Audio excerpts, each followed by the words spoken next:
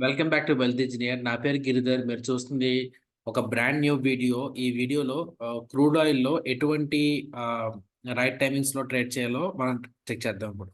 Okay, so first of all crude oil అనేది మనకి 9 AM నుంచి 11:55 PM వరకు ట్రేడ్ అవుతుంది ఎట్ ద మూమెంట్ లో. అంటే ఇది టైమింగ్ మారుతూ ఉంటుంది, ఎందుకంటే యుఎస్ లో డే లైట్ సేవింగ్స్ మారినప్పుడల్లా ఇది కూడా మారుతూ ఉంటుంది, రైట్? సో 9 to 11:55 అంటే ఇది చాలా ఎక్స్టెండెడ్ టైం, అంటే చాలా లాంగ్ టైం. ఇందులో లాంగ్ టైంలో అన్ని టైమ్స్ లో మీకు లిక్విడిటీ ఉండదు. సో లిక్విడిటీ ఎప్పుడెప్పుడు ఉంటుందో దాని గురించి ఇప్పుడు ఈ వీడియోలో పర్టికులర్ గా డిస్కస్ చేద్దాం, right? So first of all మీరు ఏం చేస్తారంటే ఇండికేటర్స్ లోకి వెళ్ళి వాల్యూమ్ ఇండికేటర్ ఉంటుంది కదా, అది పెట్టుకోండి. వాల్యూమ్ ఇండికేటర్ పెట్టుకున్న తర్వాత ఇక్కడ మూవింగ్ యావరేజ్ లెంత్ 20 పెట్టుకోండి, and then moving average black line పెట్టుకోండి, రైట్? ఇంకేమీ అవసరం లేదు.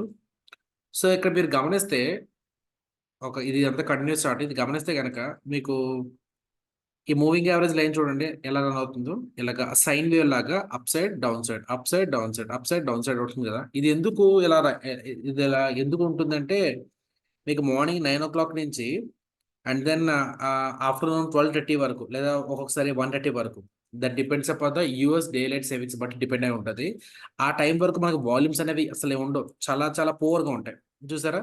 సో మీరు రిపీటెడ్ గా ఒక సైకిల్ ప్రకారంగా ఫస్ట్ హాఫ్ అంటే మార్నింగ్ 9 o'clock నుంచి ఆఫ్టర్నూన్ 12:30 నుంచి 1:30 వరకు డిపెండ్స్.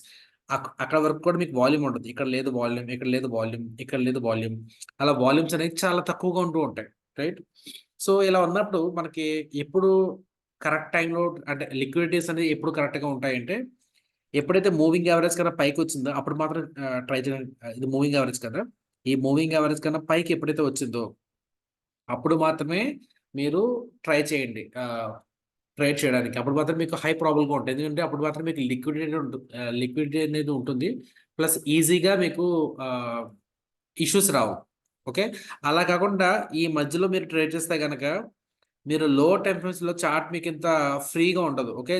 ఒకే రేంజ్ లో స్టక్ అయిపోయి ఉంటుంది. ఫర్ సపోజ్ మీరు ఇక్కడ చూసారనుకోండి, ఈవెన్ తో ఇది 15 minute క్యాండిల్ అయినా సరే, ఇక్కడ చూసారా అసలు ప్రైస్ మూమెంట్ అనేది లేదు, చాలా తక్కువగా ఉంటుంది price movement. Okay, so volumes ఎప్పుడైతే పికప్ అయినాయో అప్పుడు మాత్రం మీకు ప్రైస్ మూమెంట్ అనేది స్మూత్ గా ఉంటుంది. సో నా ప్రిఫరెన్స్ ప్రకారంగా, అంటే నేను చేసిన క్రూడ్ ఆయిల్ లో నా ఎక్స్పోజర్ ప్రకారంగా, ఎప్పుడైతే మీకు వాల్యూమ్స్ తక్కువగా ఉన్నాయో అప్పుడు మీరు ట్రేడ్ చేయకండి. వాల్యూమ్ తక్కువ ఎక్కువ అని ఎలా చెప్తామంటే, ఈ మూవింగ్ యావరేజ్ కన్నా కింద ఉంటే కనుక వాల్యూమ్ తక్కువ అనుకోవచ్చు, ఈ మూవింగ్ యావరేజ్ కన్నా పైకి ఉంటే కనుక వాల్యూమ్ ఎక్కువ అనుకోవచ్చు.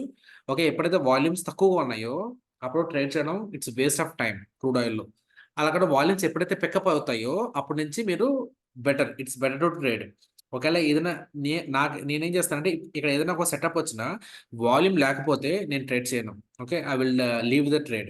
ఫర్ సపోజ్ ఇక్కడ ట్రేడ్ చూసుకోండి, ఇక్కడ యూజువల్గా వాల్యూమ్ ఉంటే కనుక, ఈ పర్టికులర్గా వాల్యూమ్ ఉంటే కనుక ఇక్కడ మీకు ట్రేడ్ హిట్ అవుతుంది. ఓకే, ట్రేడ్ టార్గెట్ హిట్ అవుతుంది. కానీ ఇక్కడ వాల్యూమ్స్ అనేది జస్ట్ యావరేజ్ మాత్రమే ఉంది, కాబట్టి ఇక్కడ వాల్యూమ్ లేదు, కాబట్టి ఇక్కడ నా స్టాప్ లాస్ హిట్ అవుతుంది, రైట్? సో ఇక్కడ చూడండి, ఇక్కడ వాల్యూమ్స్ ఉన్నాయి, ఇక్కడ ఆ పర్టికులర్ గ్రీన్ క్యాండల్ కి మీకు వాల్యూమ్ కూడా బాగా రైజ్ అయింది. So that is the reason has given a good, right? So నా ప్రిఫరెన్స్ ప్రకారంగా, ఇది నా observation, volumes and moving average line కన్నా తక్కువగా ఉంటే I don't trade. Moving average కన్నా, అంటే ఈ వాల్యూమ్ లో మూవింగ్ యావరేజ్ కన్నా ఎక్కువగా ఉంటే కనుక I will take a trade, and that will be like a smooth trade జరుగుతుంది. ఇది నా observation. Hope you like the video. See you in the next video. Bye by.